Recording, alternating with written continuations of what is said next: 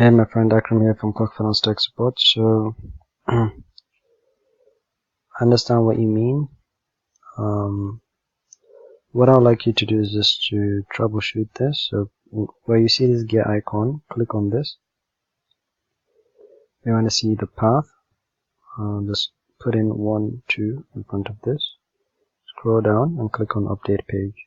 Okay.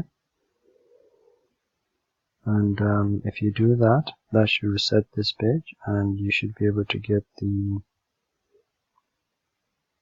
new page that you have, which is this one. And after you've done that, of course, clear your cache and your cookies. And I would also recommend that you go to integrations. You select HTML form. You select existing form. Parse and save web form. It will show you connected. Go out, click on save. Wait for 10 to 20 seconds. Come back in. Remove this integration. Go out and click on save. This will reset this page. So those are the two things I recommend you do for now.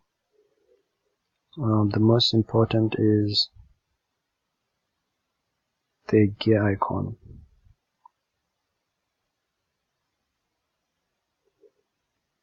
Okay, so do those two things. Clear your cache and your cookies on your device. Make sure you change this. And let me know if that works. Bye for now.